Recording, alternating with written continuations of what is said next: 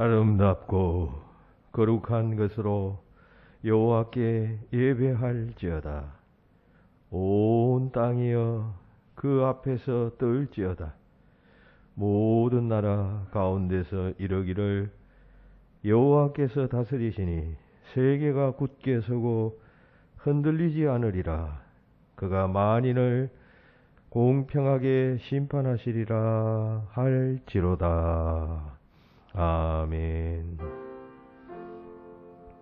역사와 만물의 주인이시오 다스리시는 하나님, 오늘도 미물 같은 저희들이 거룩하시고 위대하시며 형용할 수 없는 권세를 가지신 하나님의 전에 나와 조아려 예배합니다. 보잘것없는 우리 예배이지만 하나님 기뻐 받아 주시고 작은 우리의 삶과 영혼 속에 하나님의 기운이 스며들 수 있도록 역사하여 주시옵소서.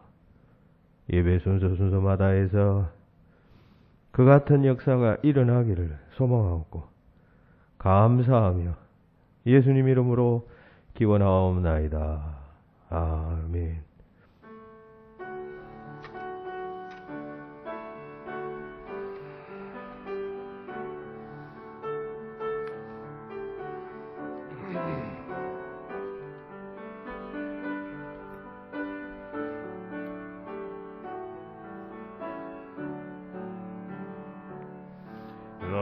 어느 날 금속을 헤매며 어느 바닷가 거닐 때 갈릴리 오시니 따르는 많은 무리를 보았네.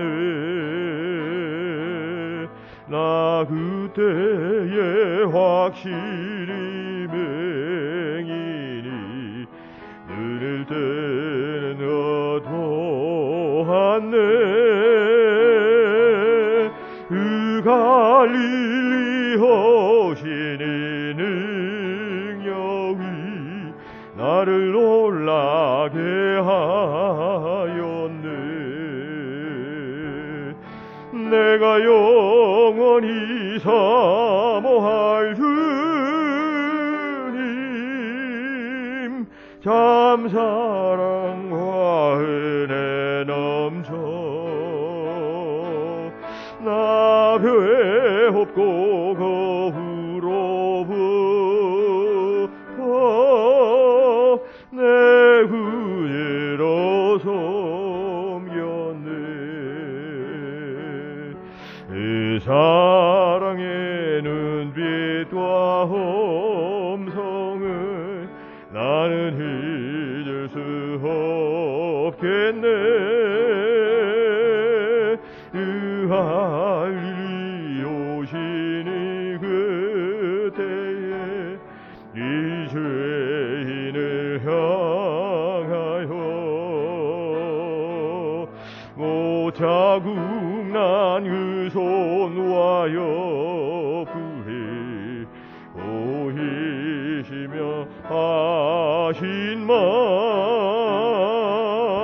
내 지은 죄에 사했다 하실 때 나의 죄심이 풀렸네. 내가 영원히 사모할 주님,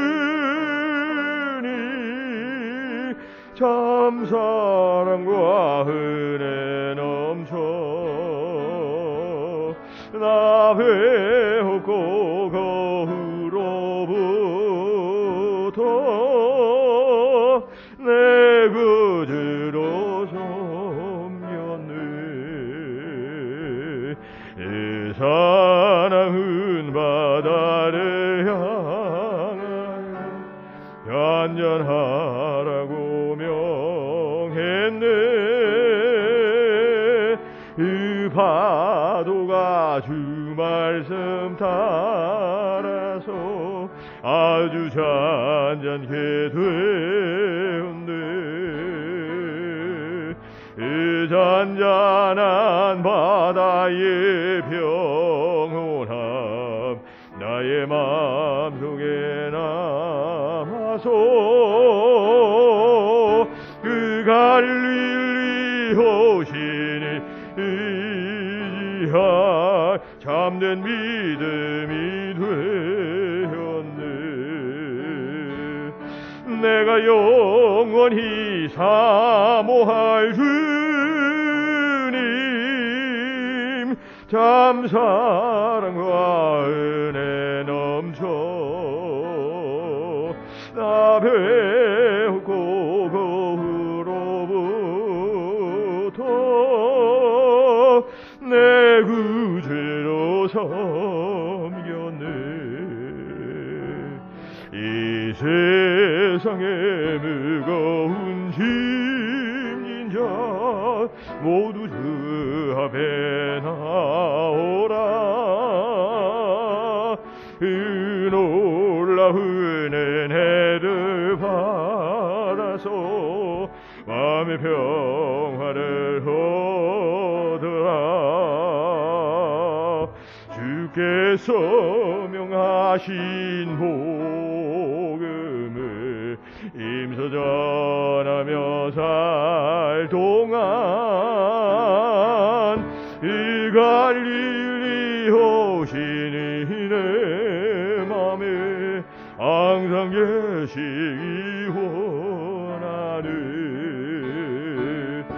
내가 영원히 사모할 주님 참 사랑과 은혜 넘쳐 나 배웠고 거후로부터 내 구주로 섬겼네. 교동문 123번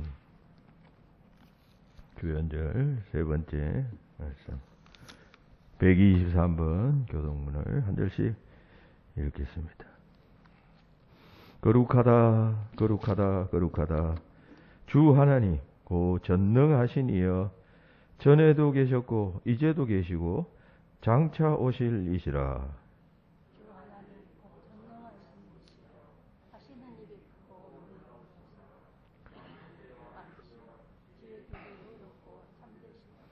주여 누가 주의 이름을 두려워하지 아니하며 영화롭게 하지 아니하오리이까.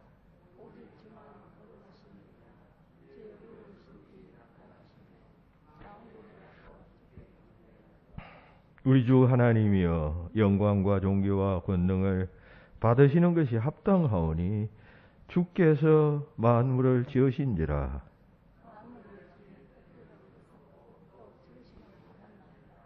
보좌에 앉으신 이와 어린 양에게 찬송과 존귀와 영광과 권능을 세세토록 돌릴지이다.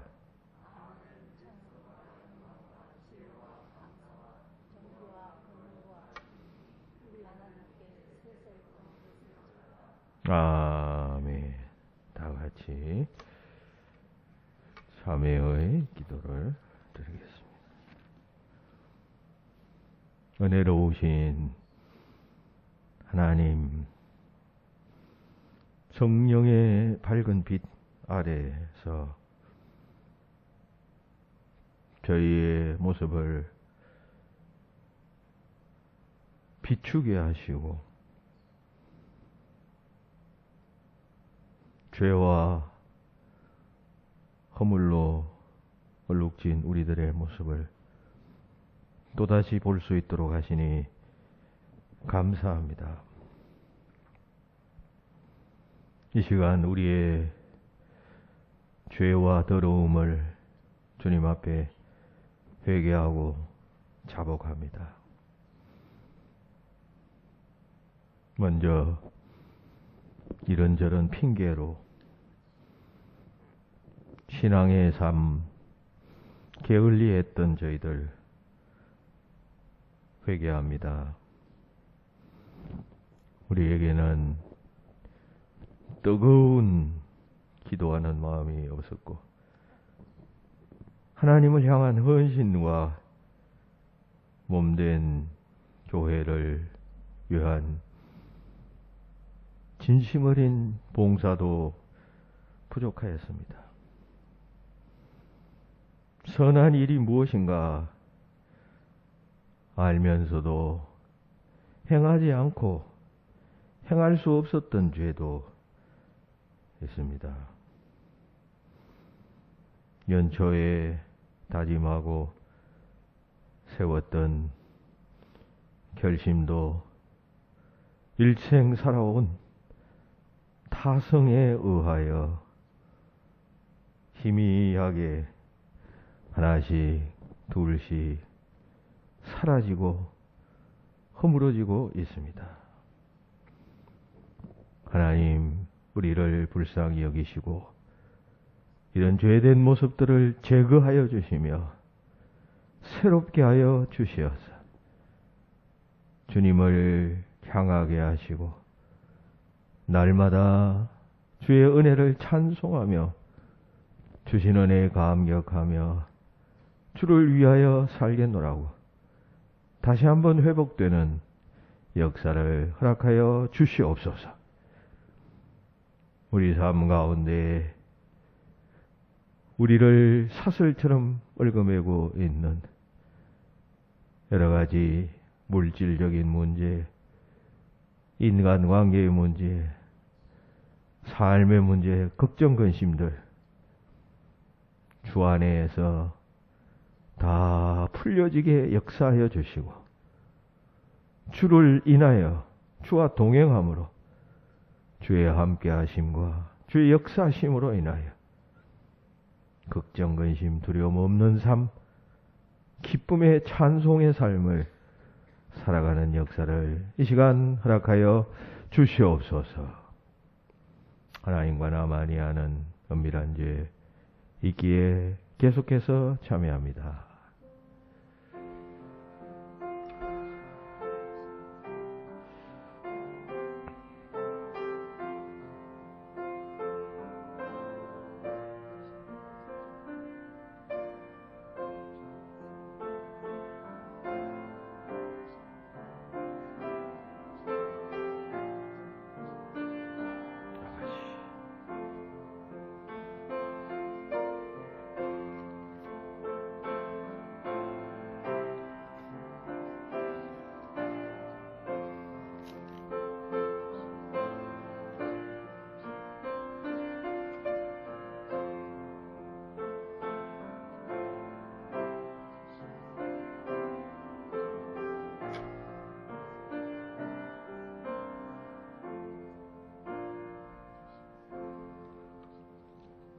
그의 노염은 잠깐이요 그의 은총은 평생이로다.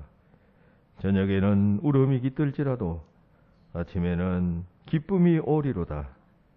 주께서 나의 슬픔이 변하여 내게 춤이 되게 하시며 나의 베옷을 벗기고 기쁨을 띠우셨도다. 아멘. 나는 전능하신 아버지 하나님 천지의 창조주를 믿습니다. 나는 그의 유일하신 아들 우리 주 예수 그리스도를 믿습니다. 그는 성령으로 잉태되어 동정녀 마리아에게서 나시고 본디오 빌라도에게 고난을 받아 십자가에 못 박혀 죽으시고 장사된 지 사흘 만에 죽은 자 가운데서 다시 살아나셨으며 하늘에 오르시어 전능하신 아버지 하나님 우편에 앉아 계시다. 거기로부터 살아있는 자와 죽은 자를 심판하러 오십니다. 나는 성령을 믿으며 거룩한 공교회와 성도의 교제와 죄를 용서받는 것과 영생을 믿습니다. 아멘. 이 시간 정순예 권사님 기도하겠습니다. 참 진리와 생명 되시며 우리의 생사하복을 주관하신 하나님, 오늘도 귀하고 복된 주의 날 주님 전으로 인도하여 주셔서 아버지 하나님 또 이렇게 예배의 자리로 나와 하나님께 예배할 수 있는 귀한 은혜를 주신 하나님 참으로 감사합니다. 날씨가 춥고 코로나로 인해서 많은 어려움 가운데 있는 이 시기에 저희들을 주의 사랑으로 은총으로 보호하여 주시고 또 아버지 하나님 지켜주신 하나님 이 시간 주님 전에 나와 예배하는 우리 성도들 아버지 하나님 귀히 여겨 주시옵시고 마음과 뜻과 정성을 다하여 겸손한 마음으로 하나님께 연락되는 예배가 되도록 인도하여 주시옵소서. 아버지 하나님 참으로 연약하며 한 치 앞도 모르는 부족하고 연약한 저희들입니다. 하나님의 은혜가 아니면은 우리는 한시도 아버지 하나님 살 수 없는 미련한 인간들입니다.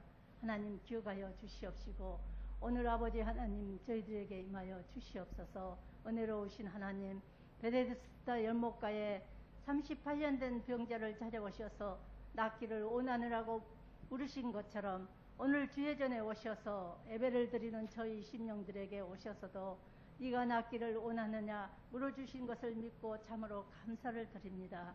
그러나 주님 그래도 그 말씀보다는 그 연못에 들어가야만 나을 수 있다고 고집하는 저희들에게 베데스다와 연못보다 더 크고 위대하신 우리 예수님을 붙드는 믿음을 허락해 주시옵소서. 저희 교회를 사랑하시는 하나님 복음으로 굳건히 서서 선교적 사명을 감당하게 하시고 새로운 2022년도 새해에 세워주신 모든 계획과 아버지 하나님 맡겨주신 부서와 모든 기관 구역들 하나님께서 주신 직분자들 모든 몸과 마음을 다하여 온전히 감당하는 충성된 종들로 잘 감당할 수 있도록 하나님 허락하여 주시옵소서. 아버지 하나님 또 모든 우리 성도들 삶에 늘 함께 해주시어 믿음의 길에서 오는 모든 힘들들 지혜롭게 극복하며 더 크신 하나님의 은혜를 사모하게 하시옵고 질병으로 낙심으로 힘든 성도들 치료하여 주시옵소서. 지금 아버지 하나님 적은 수가 모이는 교회 학교에 특별히 은혜를 주셔서 아버지 하나님 참으로 다음 세대를 이어갈 우리 귀한 자녀들이 온데 주님 품에 안으시고 참으로 십자가의 은혜를 가슴에 품고 자라게 하시오며 아버지 하나님 그를 위해서 수고하시는 교육장님들과 교사들에게도 눈물로 저들을 위해 기도하는 믿음과 저들의 삶의 현장에서 항상 은혜 가운데 지낼 수 있도록 아버지 하나님 인도하여 주시옵소서. 아버지 하나님 전 세계가 지금 코로나로 인해서 두려움에 있으나 생명의 주인 되신 하나님을 전적으로 의지하게 하시고 속히 이 땅에서 코로나가 종식될 수 있도록 은혜를 베풀어 주시옵소서. 수고하는 의료진이나 공무원, 자원봉사들, 봉사자들에게도 감염으로부터 모든 고통 중에 있는 국민들을 긍휼히 여겨 주시기를 원합니다. 아버지 하나님, 이 나라의 민족을 사랑하시는 하나님, 이 나라를 불쌍히 여기시고 유령자들과 아버지 대통령에게 오직 하나님의 지혜를 구하게 하시며 하나님을 두려움으로 또 국민과 나라를 위한 정치를 할 수 있도록 하나님 도와주시옵소서. 3월에 있을 대통령 선거에 하나님 함께 해주시고 나라의 지도자는 하나님께서 세우신다 하였사오니 하나님의 마음에 합한 자 나라와 국민을 위해로 필요한 대통령이 아버지 될 수 있도록 하나님 도와주시옵소서. 북한에 있는 우리 어린이들 목숨을 내놓고 기도하는 성도들에게도 복음으로 이루어진 통일의 응답의 기쁨을 허락해 주시옵소서. 해외에 계시는 또 우리 선교사님들 모든 코로나의 위험으로부터 건강을 지켜주시고 모든 안타까운 일들이 일어나지 않도록 하나님 도와 주시옵소서. 또 이 시간 말씀을 대언하시는 우리 목사님 피곤치 않도록 아버지 성령으로 충만케 하시고 모든 목회 계획과 함께 해주셔서 어려움이 없도록 하시고 하신 하늘의 능력과 권능으로 이 시간도 함께 하셔서 전하시는 말씀에 큰 은혜 받게 하여 주시오며 저희의 삶 속에 자정하시고 영안을 열어주셔서 주님의 음성을 듣는 귀한 시간 될 수 있도록 성령 하나님 함께 하시고 역사해 주시옵소서. 또 예배를 위해 수고하는 성길을 주님 기억하여 주시옵시고 하늘의 상급으로 갚아 주시옵소서. 저희를 죄에서 구원하여 주신 우리 예수님 이름으로 감사하며 기도하옵나이다. 아멘.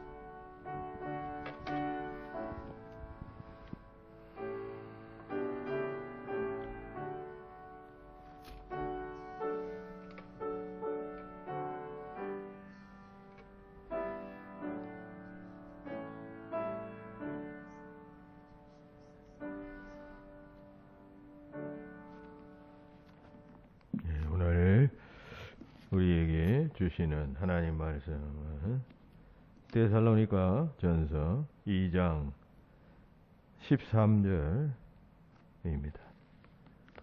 데살로니가 전서 2장 13절 329페이지 말씀을 제가 봉독하겠습니다.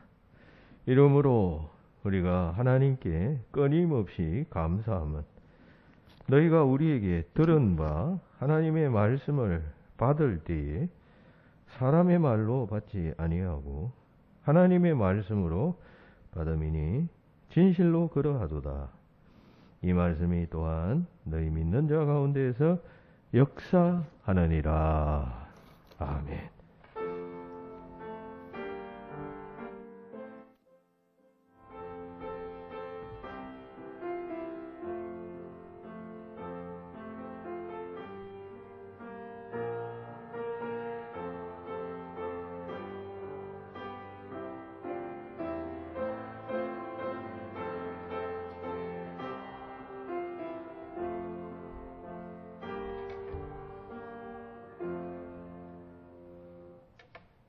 오늘 우리가 읽은 이 본문은 하나님의 말씀에 대해서 말씀하고 있습니다.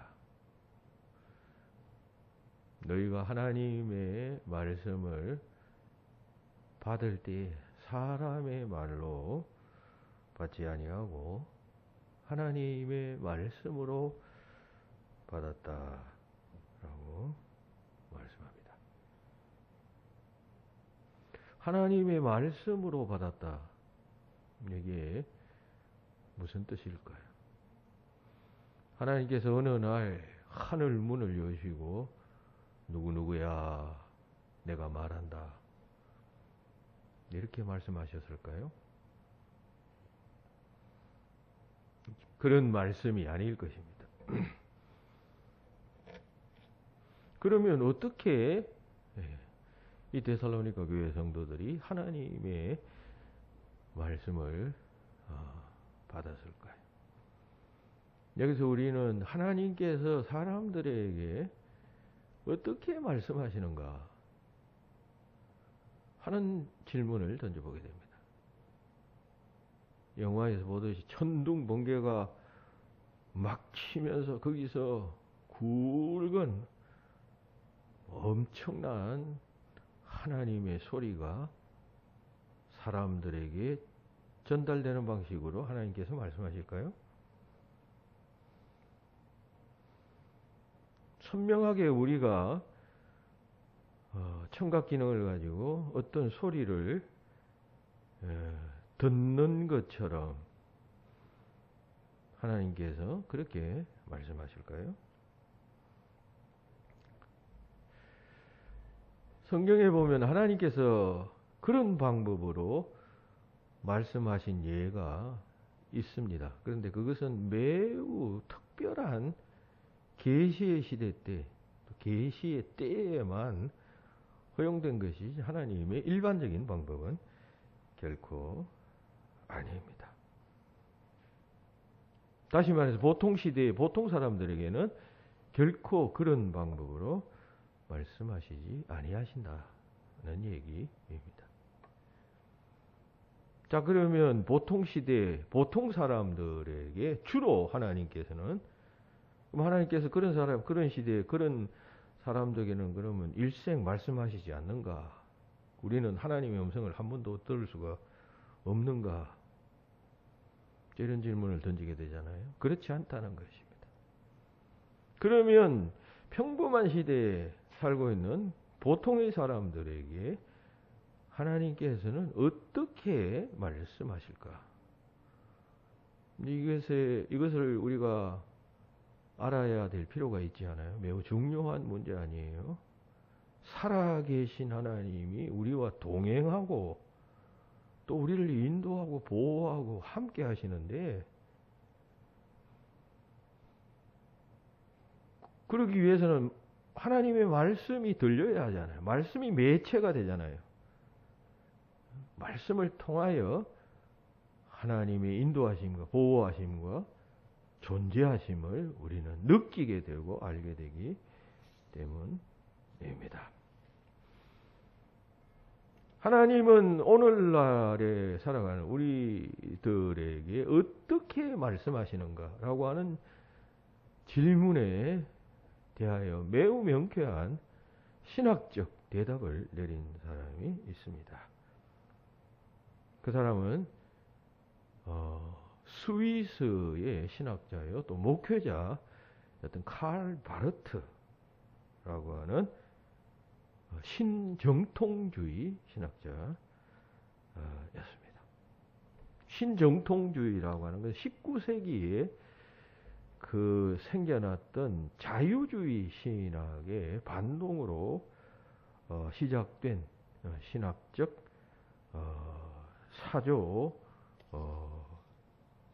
사조입니다.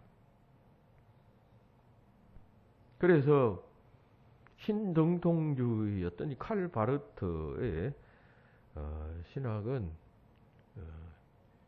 자유주의적인 신학, 다시 말해서 성경은 인간의 종교적 경험의 기록이다. 또 성경은 윤리적 지침서이다. 라는 정도로 이해했던.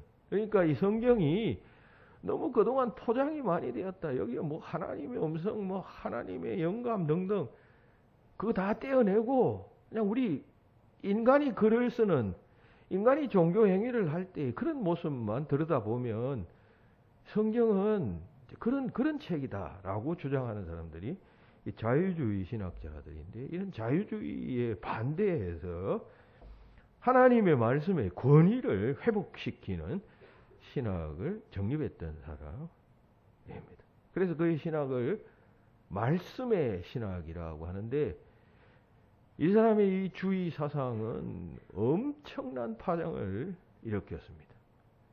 그래서 신학계에서는 이 칼 바르트는 자유주의 신학을 하는 사람들이 모여 노는 마당에 폭탄을 던진 사람이다라고 비유했습니다.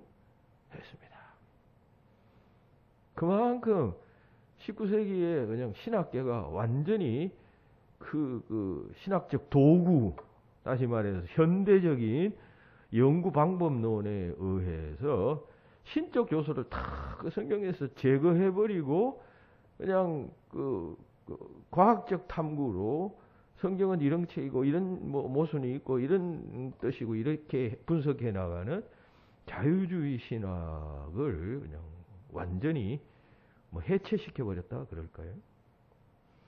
그런 자였습니다. 그렇다고 해서 이 사람이 뭐 자유주의 신학의 도구까지도 부정한 것은 아니에요. 도구라 하면 우리 성경을 연구하려면 성경 비평학이 필요하잖아요. 뭐 양식 비평 혹은 뭐 구조 비평, 여러 가지 그 성경을 연구하는 방법인 틀이 있는데, 자유주의자들은 그런 현대적인 틀을 이용해서 성경을 연구했는데, 이 칼 바르트는 그것까지도 부정한 것은 결코 아니었단 말이죠. 그러니까 자유주의 신학자들이 그런 틀로 성경을 연구해 들어가면 성경의 그 뭐 오류도 발견할 수가 있습니다.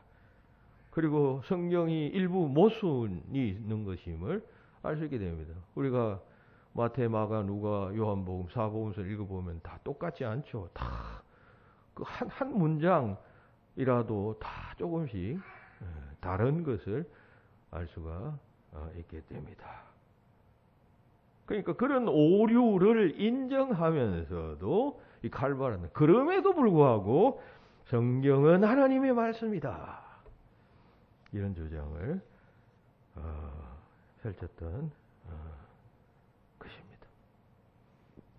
그러니까 이 자유주의 신학자들이 이제 정통주의를 이제 부정하고 그 정통주의의 반동으로 생겨난 신학 아니겠어요? 정통주의라고 하는 것은 또 뭐냐 하면은 그 뜻은 올바름이라는 뜻인데 성경에 가르치는 그 사상을 초기 기독교 때부터 전통적으로 교회에서 붙잡고 놓지 않는 그런 주의나 주장을 정통주의라고 말해요. 그러니까 자유주의는 그러한 정통주의가 옛날 시대 때 정립된 것이기 때문에 그 다시 해체하고 분석하고 그 연구를 해 보아야 한다. 그러면 뭐가 잘못된 것이 나온다. 그런 방법을 취했고 신정통주의는 이제 그러한 자유주의가 이제 문제가 많다는 사실을 발견하고 다시 정통주의적인 노선으로 돌아가야 한다라고 주장한 신학적 사조입니다. 그러니까 한편으로는 그 옛날 원래의 그 중요한 사상, 성경은 하나님의 말씀이다, 하나님께서 하신 말씀이다라고 하는 그러한 사상으로 돌아가야 하지만 그렇다고 해서 자유주의 신학자들이 이야기했던 그러한 연구의 틀이나 도구들을 포기하지 않고 그것을 수용하면서 그러한 입장을 취하는 것을 신정통주의라고 한다는 것이죠. 그러니까 칼바르트는 신정통주의 신학자였습니다. 원래 칼바르트가 공부한 신학교는 독일의 그 최고의 대학교 세 군데, 베른 대학교, 베를린 대학교, 튜빙겐 대학교에서 신학을 공부했습니다. 근데 당시 19세기였으니까 이 당시 교수들은 다 자유주의 신학자들 아니겠어요? 그 신학의 영향을 받아가지고 당시 유럽 신학계의 그 주류였던 자유주의 신학을 학교에서 배웠습니다. 그리고 졸업하고는 이제 목회를 스위스 작은 마을에서 목회를 했는데 자유주의 신학을 공부했으니까 현실에 대해서 뛰어난 시각을 가졌을 것 아니에요. 그래서 자본가에 의해서 노동자들을 착취하는 그런 잘못된 사회를 내가 이제 바로잡아 보겠다라고 생각하고는 사회주의 운동에 참여하게 됩니다. 그러니까 그가 믿는 하나님의 나라는 현실 세계 속에서 평등과 그리고 하나님의 통치가 실현되어지는 그러한 이상을 이 자유주의 신학에서 배웠거든요. 그죠? 성경이 뭐 그냥 이데아의 세계를 말하는 것이 아니라 현재 세계에서 하나님의 통치와 나라를 이루는 것이 예수의 메시지 핵심이었다라고 배웠기 때문에 그걸 이제 실제 실현하려고 해보았습니다. 그랬더니만 이 자본가들이 칼바르트를 빨갱이 목사라고 비난하기까지 했습니다. 자, 그런데 그렇게 사회운동을 하다 보니까 한계를 느끼기 시작합니다. 다시 말해서 이 자유주의 신학이라는 것이 그 현실 세계에 대한 관심을 가지면서도 하나님의 심판에 대해서는 아무 말을 하지가 않아요. 설교하지도 않아요. 그리고 성경을 하나님의 말씀의 책이라고 하는 관점보다도 인간 윤리의 책이고 인간의 삶의 어떤 결과로서 생겨난 어떤 것임을 강조하다 보니까 소위 사람들의 이야기만 자꾸 찾고 있단 말이죠. 그러니까 과거의 정통주의가 성경은 위에서 떠신 하나님의 말씀이고 하나님께서 계시하는 것이다라고 했었는데 거기에 대한 반동으로 자유주의가 생겼다 했잖아요. 그러면 거기 자유주의는 그 반대로 땅의 이야기만 자꾸 하고 있으니까 이게 과연 성경이 하나님 이 성경이 우리에게 주고자 하는 그런 본질적인 일일까?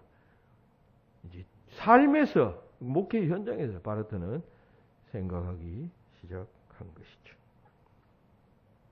즉 자유주의의 오류를 발견하고는 그때부터 방향을 틀었습니다. 그리고 소위 이 말씀의 신학, 신정통주의적 말씀의 신학을 정립하게 되었습니다. 그리고 그의 신학은 온 세상에 영향을 미쳤고, 이 사람이 뒤를 이어서 여러분 잘 아시는 폴 틸리히 같은 사람, 혹은 디트리트 그 본 회프 같은 사람, 우리나라 사회에서는 이분들을 굉장히 진보적인 사람이라고 보지만 다 이 칼바르트의 사상, 소위 신정통주의 사상을 이어받은 신학자들 혹은 목회자들이었습니다. 자, 길게 이야기인데, 이 칼바르트가 쓴 유명한 책이 있는데, 그 교의학이라고 하는 책이에요. 거기에서 하나님의 말씀에는 3중 형태가 있다라고 하는 말씀을 말하였습니다. 그러니까 하나님께서 인간들에게 말씀하실 때 3가지 형태를 통하여 우리에게 말씀하신다라고 하는 이런 내용입니다. 그럼 그런데 3가지 형태는 무엇일까요? 하나님께서 무엇을 통하여 하나님께서 인간들에게 말씀하실까? 평범한 시대를 살아가는 오늘 우리와 같은 사람들에게 하나님께서는 그냥 아무 말씀 안 하시고 가만히 그냥 태어나게 하시고 일생 그냥 네 힘대로 살아가라고 이렇게 내버려 두시지 아니하시잖아요. 우리가 믿는 하나님은 들풀 하나까지도 생명을 주장하시는 그분이라면 그냥 일일이 간섭하시고 때에 따라서 말씀하시고 하시는데, 여러분 들었어요? 그런 하나님의 말씀? 느꼈어요? 여러분 못 듣고 못 느꼈다면 신앙생활 잘못하고 있는 것이. 한 번도 난 그런 거 못 들었어. 하나님의 음성 나는 들은 적이 없어요. 이러면 곤란한 것입니다. 그래서 바르트는 3중 형태로 말씀하신다. 자, 그 3중 형태는 무엇일까요? 그것을 오늘 여러분들에게 말씀드립니다. 벌써 시간이 많이 갔네요. 첫 번째, 두 번째는 좀 간단하게 말씀드리겠습니다. 첫째는 계시된 하나님의 말씀. 즉 이것은 예수 그리스도 그분 그 자체를 의미합니다. 예수 그리스도가 하나님 말씀 그 자체이시다라고 하는 이야기를 이 바르트는 했다는 것입니다. 그래서 계시된 말씀이라고 했습니다. The living word of God. 살아있는 하나님 말씀 그 자체, 말씀, 살아있는 그 말씀, 그 예수님이시다는 것이죠. 히브리서에 보면 1장 1절에 옛적의 선지자들을 통해서 여러 부분과 여러 모양으로 우리 조상에게 말씀하신 하나님이 이 마지막 날, 이 모든 날 마지막 때는 아들을 통하여 우리에게 말씀하셨으니라고 했어요. 아들을 통하여. 그러니까 아들의 입에서 나오는 말씀, 아들의 행동, 아들이 하신 그 일, 아들의 탄생, 이게 다 하나님의 말씀 그 자체이다. 그런 뜻이죠. 요한복음 1장 14절에 보면 말씀이 육신이 되어 우리 가운데 거하심에 우리가 그의 영광을 보았다. 이런 말씀을 하고 있습니다. 이 요한복음 1장에 나오는 말씀이라는 로고스라고 하는 단어, 원래 그 헬라인들이 잘 이해하고 있었던 개념입니다. 따라서 요한은 헬라 사회 속에 살고 있었다. 이 요한복음 쓸 당시에는 에베소라고 하는 그 헬라 문화의 중심 도시에서 살고 있었어요. 그러면 거기 헬라인들이 많았잖아요. 그러면 이 요한복음 처음 쓸 때 뭐 유대인을 보라고 쓰기도 했겠지만 주로 헬라인들이 보라고 쓴 것이에요. 그러면 예수를 헬라인들이 알고 있는 개념으로 어떻게 설명할까 하다가 헬라인들이 잘 알고 있는 로고스 개념을 비유로 해서 설명했어요. 태초에 하나님이 최초의 로고스가 계시니라. 요한복음 이렇게 시작하잖아요. 그 로고스를 그러면 또 우리는 어떻게 해석해야 할까? 우리는 말로는 참 번역하기 어려운 이 말을 말씀으로 번역을 했어요. 로고스라는 개념은 그냥 이성 혹은 신성의 본질 이런 뜻이에요. 헬라인들은 이런 이야기, 이 로고스라는 개념을 비교적 잘 알고 있었다라고 하는 그런 이야기죠. 그 영원 전부터 있었던 그 어떤 이성, 신의 본성, 그 존재하던 그 신이 그냥 어느 날 갑자기 지금으로부터 2000년 전에 세상 속에 온 것이 아니라 태초부터 그 로고스가 있었다. 말씀이 육신이 되었다. 그 로고스가 육신이 되었다. 이런 식으로 요한은 예수님에 대해서 설명을 하고 있습니다. 우리말로는 말씀으로 번역했어요. 그러니까 우리말 번역도 애를 써서 어떻게 번역할까 하다가 말씀으로 번역했겠죠. 그러니까 그 말씀, 영원 전부터, 그때의 말씀은 영원 전부터 있었던 하나님의 말씀을 뜻한다면 그 번역도 괜찮지 않겠느냐, 이렇게 생각할 수가 있겠죠. 그러니까 말씀 자체이시다. 제가 지금 강조하고자 하는 것은 그 이야기인 것입니다. 둘째, 기록된 하나님의 말씀이 있어요. Written Word of God. 쓰여진 하나님의 말씀. 소위 성경이죠, 성경. 성경은 다른 책과는 다른 하나님의 말씀이에요. 수많은 세상에 많은 책들이 있고 좋은 책들이 있지만 질적으로 성경과는 달라요. 많은 세상에 좋은 책들은 인간의 이성과 지성, 뛰어난 천재적인 어떤 작가들에 의해서 써졌기 때문에 대단히 인간에게 유용합니다만은 그러나 그것을 우리가 하나님의 말씀이라고 말하진 않죠. 성경은 하나님의 영감으로 하나님께서 택하신 자에 의해서 쓰여진 그런 하나님의 말씀이다 말이죠. 그러면 하나님의 말씀이라고 할 때 어떤 차원에서 하나님의 말씀이냐에 대해서는 또 여러 가지 해석이 있어요. 또 어떤 사람은 이 하나님의 말씀이 성경을 하나님께서 할 때 어떤 인간을 그냥 전기 충격시켜서 마비시켜서 로봇처럼 그냥 하나님께서 그냥 눈 감게 하시고 막 졸졸졸 쓰게 하셨다라고 하는 그런 형태의 소위 축자 영감설도 있어요. 글자 하나를 하나님께서 다 하셨다. 또 어떤 사람은 인간이라는 존재가 벌써 그냥 특별한 지능이 있고 한 존재니까 하나님께서 그 사람의 삶을 감동시켜서 그 사람의 두뇌를 활용하고 경험을 활용해서 하나님의 말씀을 그냥 자기의 인간의 어떤 지정이적 요소를 다 가미해서 쓰도록 하셨다라고 하는 그런 주장도 있습니다. 그러니까 이것은 그 인간의 말이라는 점을 좀 더 강조한다 하겠습니다. 세 번째는 이것은 하나님의 말씀이면서 동시에 인간의 말이다.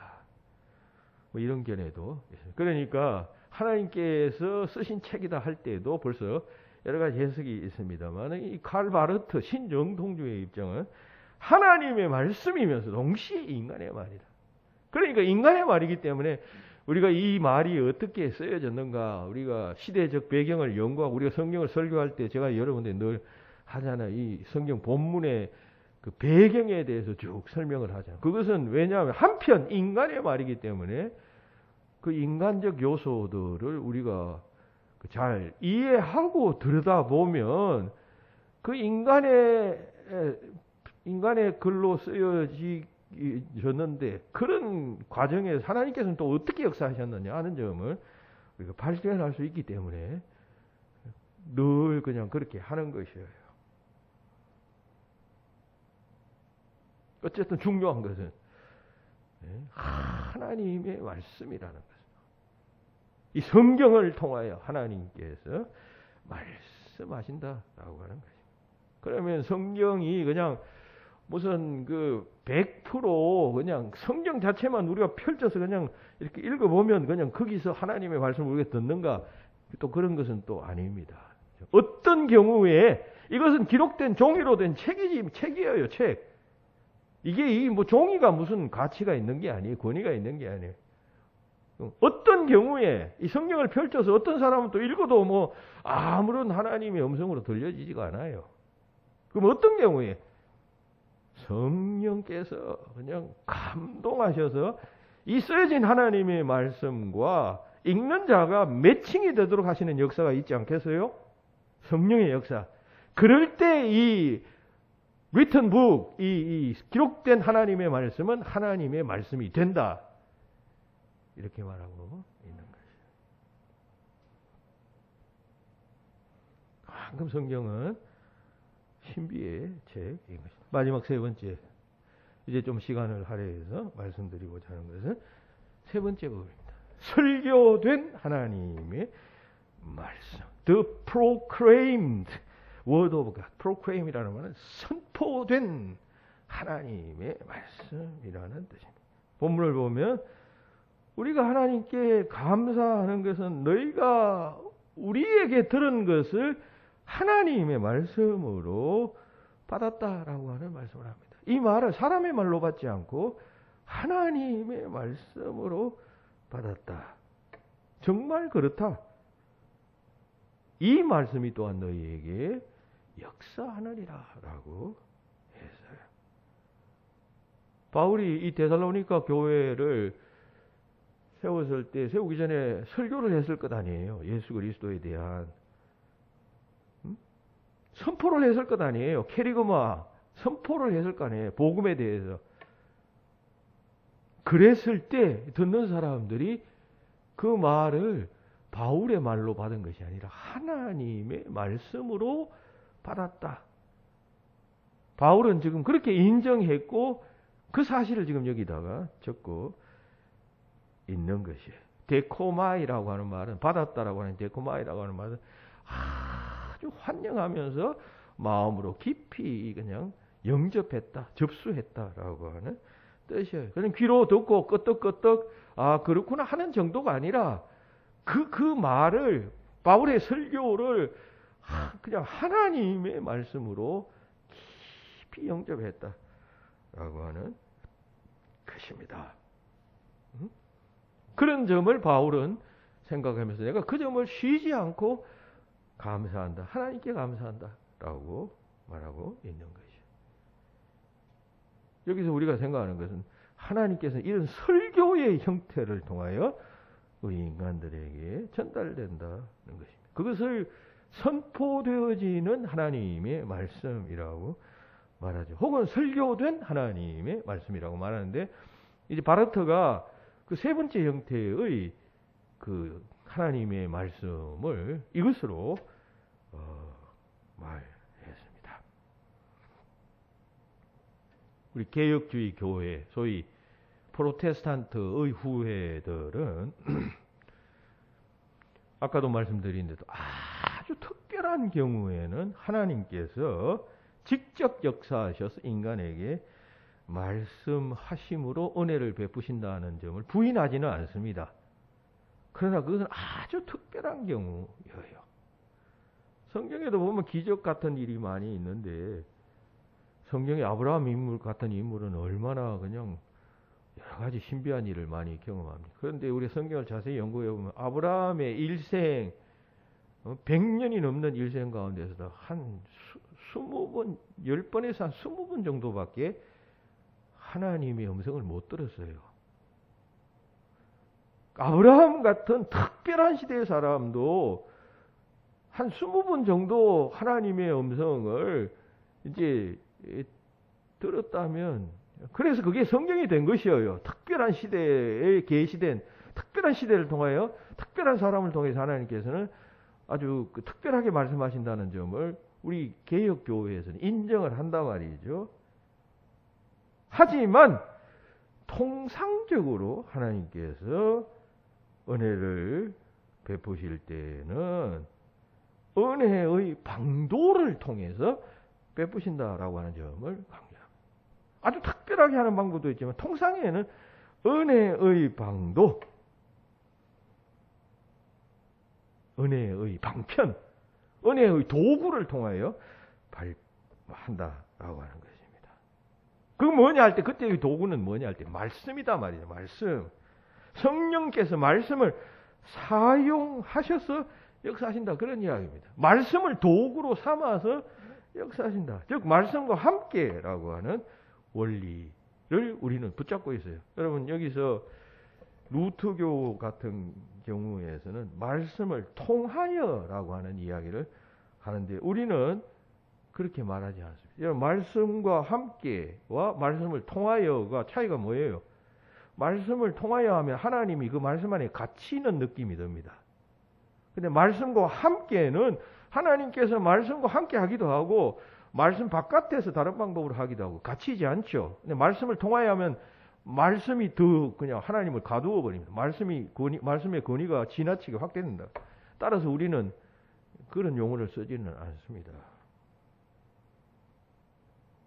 말씀과 함께 역사하신다는 것입니다. 선포되어지는 말씀과 함께 하나님께서는 성도들에게 말씀하신다는 것입니다.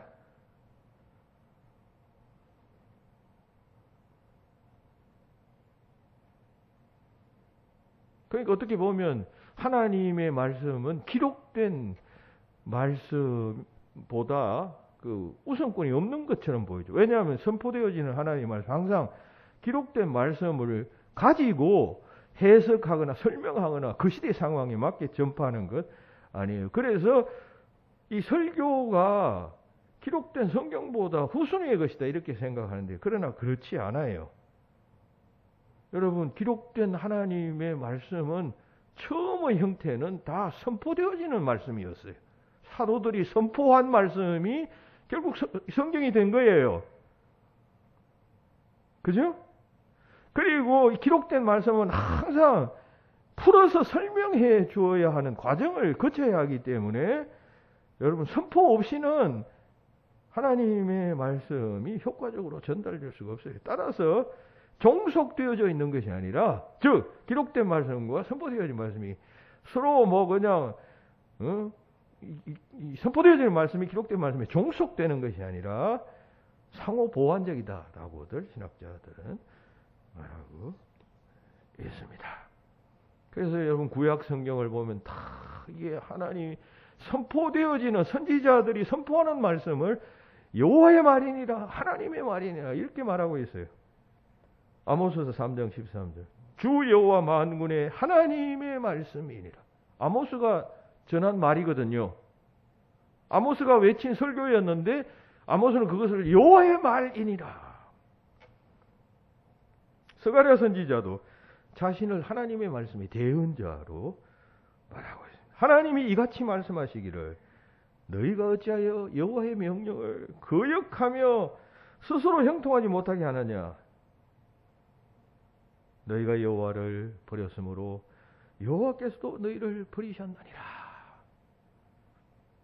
자기가 설교를 해요. 자기가 설교를 하는 건 자기 두뇌와 생각과 경험들을 그냥 축적해서 그것을 믹싱해서 그냥 글로 쓰고 그냥 입으로 내뱉는 것 아니에요. 근데 그것을 여호와의 말이라고 말씀합니다. 여호와가 이같이 말씀하셨노라. 예레미야도 그렇게 말하죠. 자기에게 이런 모든 것이 여호와의 말씀임을 다음과 같이 말해요. 예레미야가 모든 백성에게 그들의 하나님 여호와의 말씀, 곧 그들의 하나님 여호와께 자기를 보내사 그들에게 이르시니 모든 말씀을 말하기를 마치니 했습니다. 이처럼 구약 성경에는 선지자가 말하는 것을 하나님이 말씀하시는 것으로 이해하고, 전하는 사람도 그렇게 이해하고 듣는 사람들도 다 그렇게 이해했다라고 하는 점을 무수한 곳에서 말씀하고 있습니다. 이건 신약 시대 때도 마찬가지였어요. 최초의 신약 교회인 예루살렘 교회에서 예루살렘 교회에 대한 그 활동의 말씀이 사도행전 4장 37절에 나와요. 그들이 빌기를 마치면 모인 곳이 진동하더니 무리가 다 성령이 충만하여 담대히 하나님의 말씀을 전파하니라. 여기서 구약 말씀을 전파했다는 게 아니고 자기들이 예수에 대해서 정언한 것입니다. 그것을 하나님의 말씀을 전파했다라고 이렇게 말하고 있어요. 신약의 기자도 선포되어지는 그 말씀을 하나님의 말씀으로 보고 있다는 것입니다. 그 밖에 여러 곳에서 그같이 말하고 있습니다. 그래서 요한계시록 1장 3절에 보면 이 예언의 말씀을 읽는 자와 듣는 자와 지키는 자 이렇게 했어요. 듣는 자, 이 예언의 말씀, 하나님의 말씀을 그러면 읽는 것은 기록된 말씀을 염두에 둔 말씀 아니에요. 그 듣는 것이라고 하는 것은 선포되어지는 말씀을 염두에 둔 것입니다. 하나님의 말씀은 그런 선포적인 형태의 선포된 말씀이 있다라고 하는 그런 이야기이죠. 자, 그렇다면 오늘 우리가 여러분 신앙생활은 주로 예배 생활 아니에요. 주일날 예배하는 생활 아니에요. 예배할 때 우리는 정말 이 선포된 하나님의 말씀, 설교를 과연 어떻게 생각하고 있는가? 이런 질문에까지 우리의 생각이 이르러야 합니다.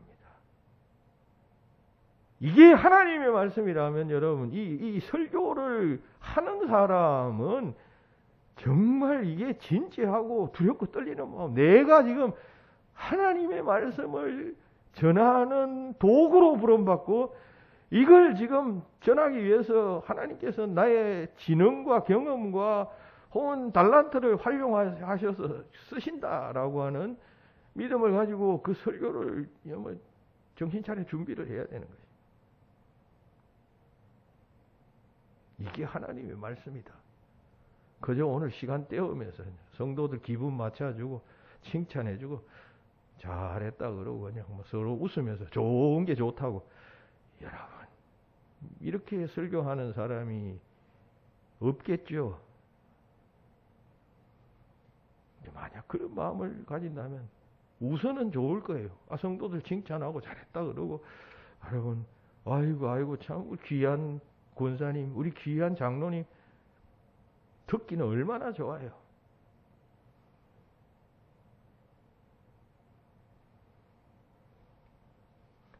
듣는 자들도 마찬가지예요. 내가 지금 강의를 듣거나 어떤 목사의 그냥 사상과 생각을 지금 듣기 위하여 내가 오거나 요즘 다 인터넷 여러 가지 매체를 통하여 우리가 훌륭한 사람들의 설교를 많이 듣잖아요.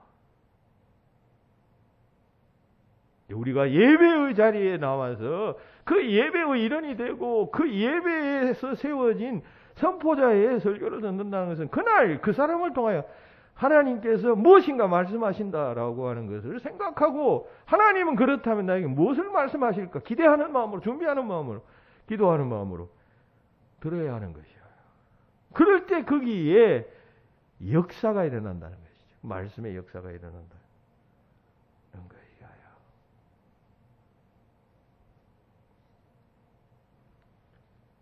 선포되어지는 하나님의 말씀에 대한 바른 인식이 있어야 합니다.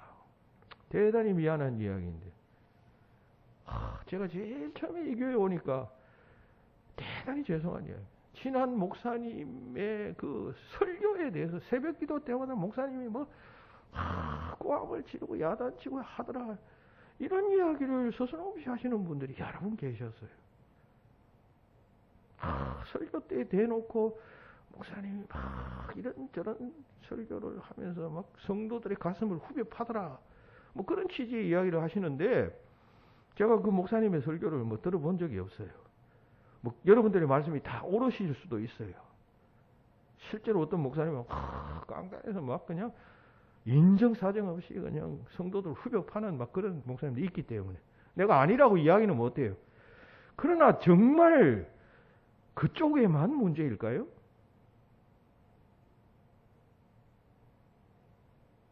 정말 그쪽에만 문제일까요? 저는 이쪽이 더 문제라고 생각했어요. 이분들은 설교를 도대체 어떻게 듣는 것인가? 설교를 저렇게 들으면 방법이 없어요. 방법이. 그런 마인드를 가지고 있는 사람들을 놓고 어떻게 설교를 하겠어요? 자기 귀에만 달콤한 이야기만 들려오고 그렇지 않는 설교는 안 들려올 그런 사람들이 여기 앉아있단 말이죠. 그럼 그런 사람들에게 어떻게 하나님의 말씀을 전파하며 하나님의 말씀이 그들 속에 어떻게 파고 들어갈 수가 있겠어요?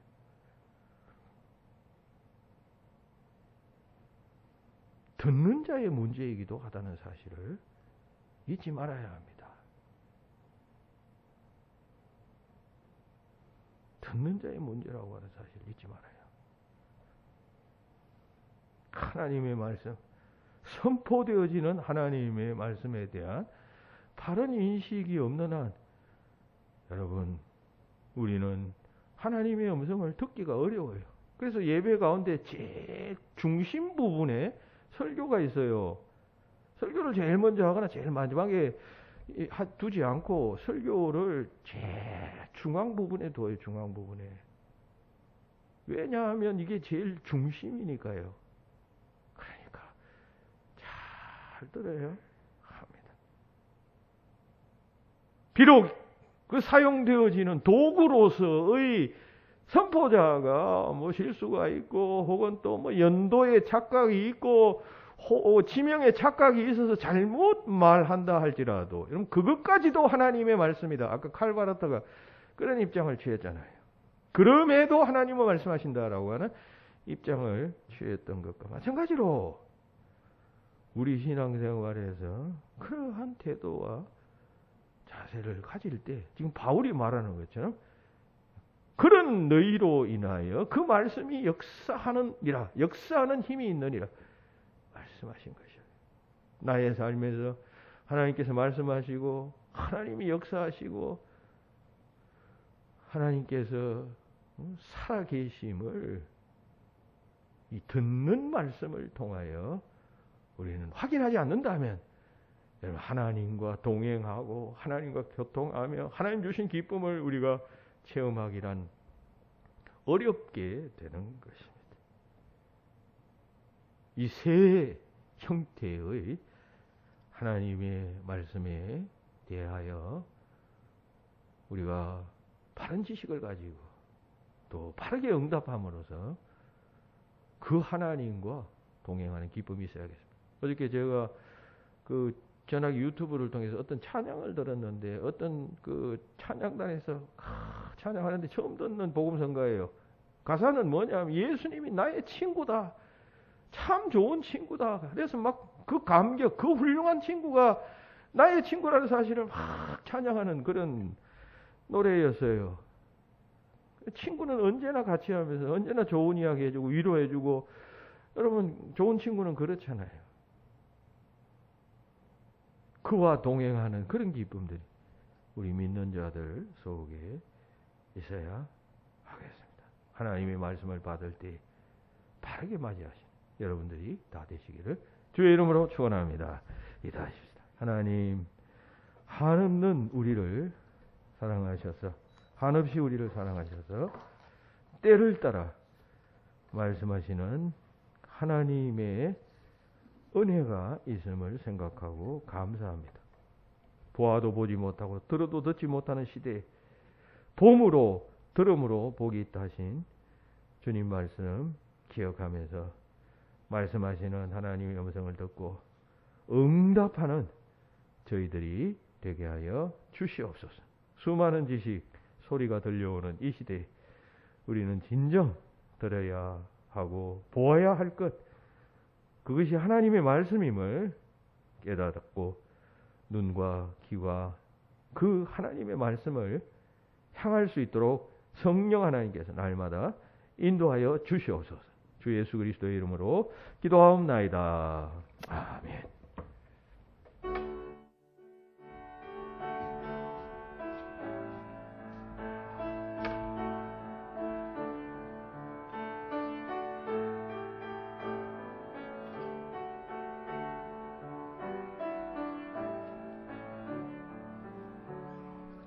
알고 오묘한 그 말씀 생명의 말씀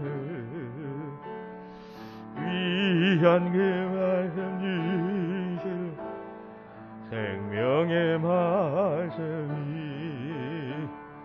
나의 길과 믿음 밝히 보여주니 아름답고 귀한 말씀 생명샘이로다. 아름답고 귀한 말씀 생명샘이로다.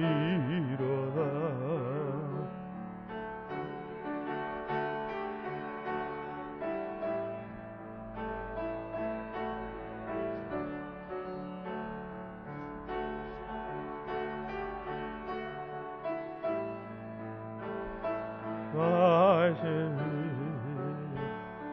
앞도 없이 생명 길을 가니 아름답고 귀한 말씀 생명샘이로다. 아름답고 귀한 말씀 생명샘이로다. 널리 울리어 퍼지는 생명의 말씀을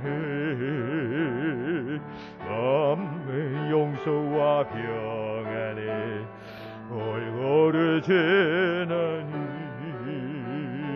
다만 예수 말씀 듣고 복을 받네. 아름답고 귀한 말씀 생명샘이로다. 아름답고 귀한 말씀 생명샘이로다.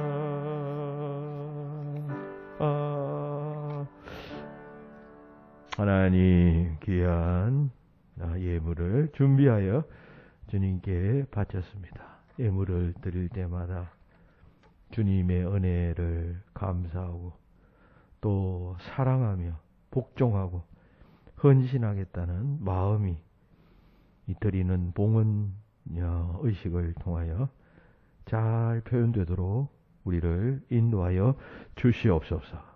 감사 영광 돌리며 예수님 이름으로 기도하옵나이다. 아멘. 교회 소식 주보를 참고하시기 바랍니다. 주연절 세 번째 주일 주님 세상 오심을 깊이 생각하고 우리 신앙 점검해 보아야 합니다. 대한이 지났습니다. 이제 좀 추위가 이제 물러나는 듯 합니다. 날씨가 따뜻해지면 이제 겨울 동안 추위 때문에 미뤄왔던 일들 잘 보완하시기 바랍니다. 2부 예배 후에 예결산위원회로 모이고 다음 주일은 공동의회로 모입니다. 오미크론 주의하시기 바라고 1월 한 달이 벌써 잘 지나갑니다. 새해에는 우리 교단 헌법에서 명시한 교인의 의무인 두 가지, 세 가지네요. 예배 출석, 헌금, 교회 치리에 복종하는 잘 순종해야 하겠습니다. 지난 금요일날 우리 고성한 집사님, 김경옥 권사님 가정에서 1천만 원 헌금을 드리셨습니다. 감사합니다. 기도하시겠습니다. 이제는 우리 주님 예수 그리스도의 은혜와 하나님 아버지의 그 크신 사랑하심과 성령님의 교통하심이 하나님의 말씀을 받을 때 어떻게 응답해야 할 것인가 늘 생각하며 바른 응답자 되기 다짐하는 모인 모든 성도들 위해 지금부터 영원히 함께 하옵기를 축원하옵나이다. 아멘.